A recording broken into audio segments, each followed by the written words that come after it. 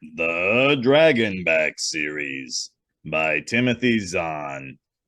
Book 2. Dragon and Soldier. Chapter 24.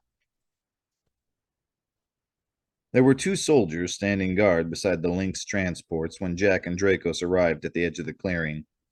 2 minutes later, the guards were no longer standing. "Can you start the engines?" Dracos asked as Jack dropped into the pilot's seat. I think so, Jack said, studying the control board. But it'll take a couple of minutes. This pilot was smart enough to lock it down before he left. "Your sewer rat technique?" A version of it, yes, Jack said, keying in the program and then taking a moment to peer out the cockpit windscreen. So far, there weren't any other edgemen in sight, but that could change at any time.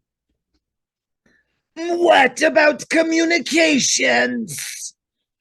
The comm isn't locked, Jack said doubtfully, but I still don't know how you're going to tell Uncle Verge anything without bringing the whole Shamshir army down on top of us. "You shall see," Draco said. "Will you make the correct settings?" Jack reached over and tuned the equipment to his comm clips frequently.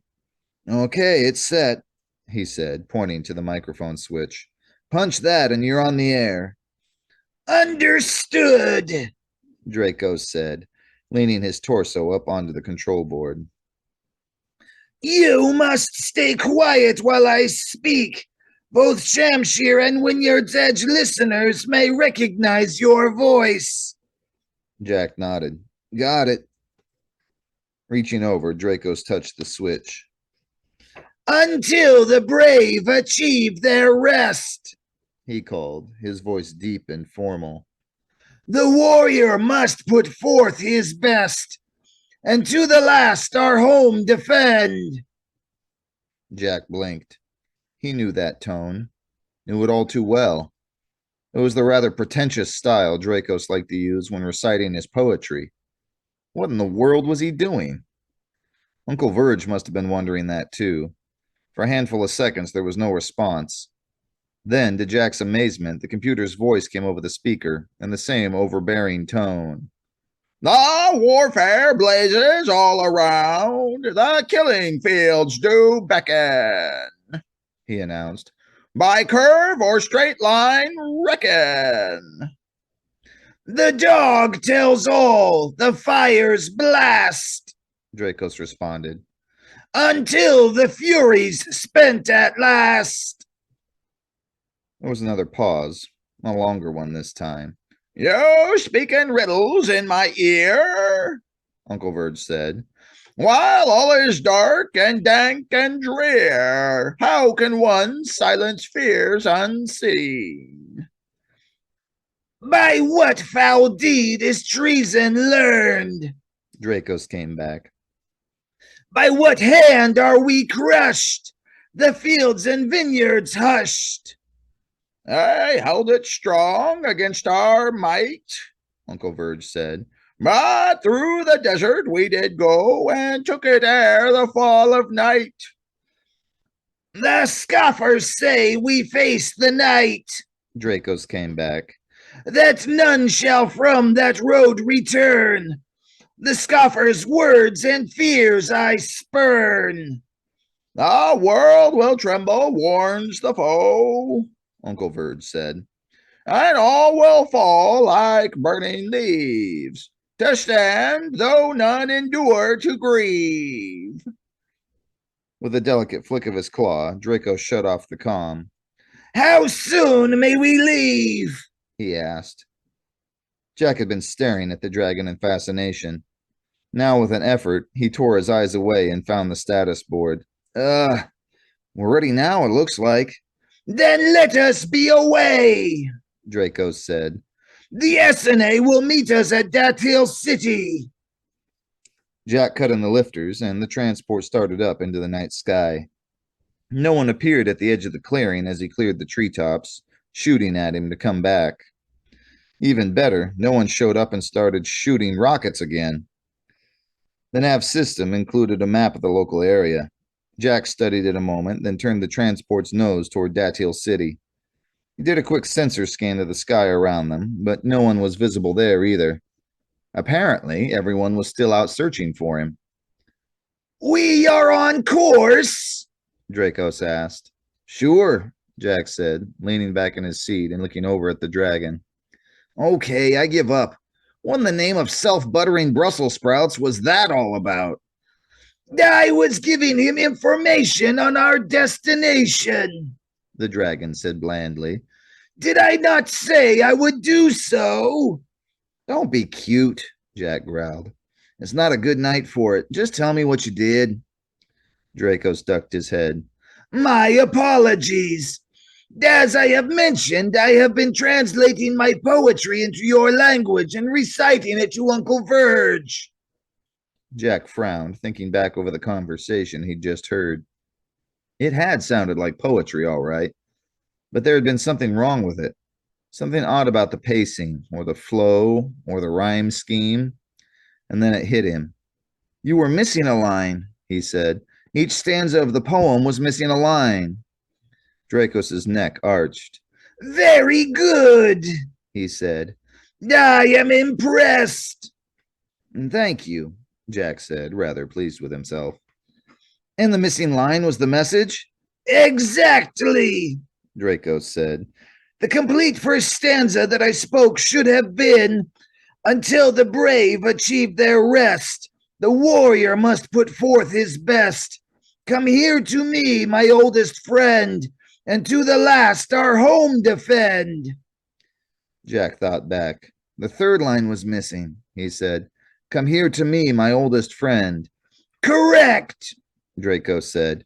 Uncle Verge is not precisely my oldest friend, but it was the closest line I knew to what we needed. Definitely close enough, Jack agreed. Especially since he's pretty much my oldest friend. What about the others? Uncle Verge said something next about warfare. The war fire blazes all around. The killing fields do beckon, Dracos recited.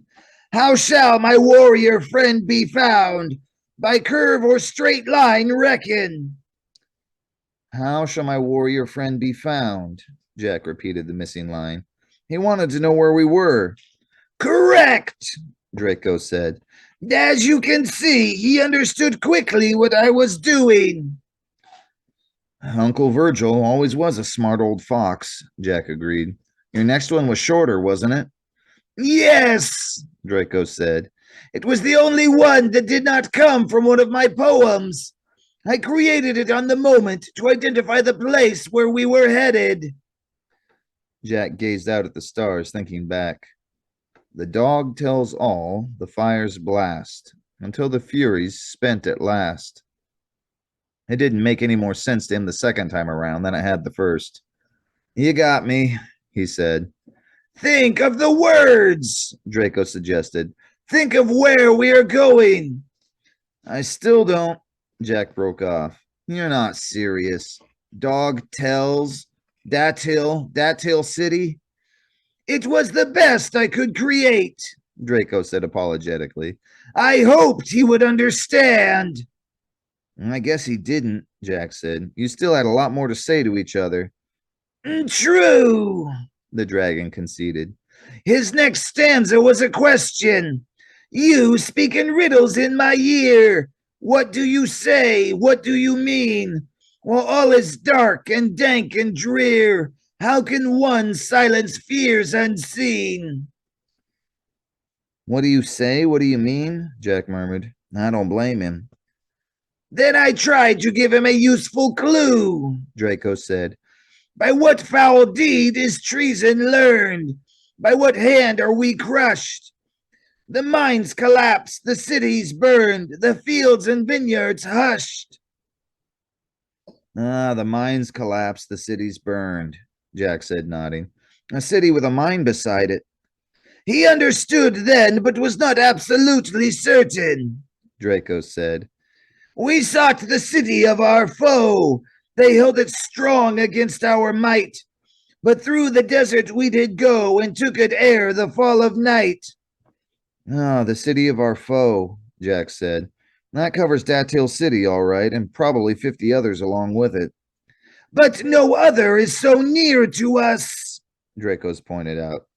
and none that I know of is located with an important mine. At any rate, I told him he was correct. The scoffers say we face the night, that none shall from that road return. But I say that your word is right.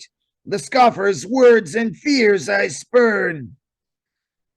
But I say that your word is right. I just hope he really did get the dogtail pun, We shall soon find out. Dracos agreed. At any rate, he then told me he was leaving. The world will tremble, warns the foe, Jack quoted, just to show that he could do it. And all will fall like burning leaves. Next.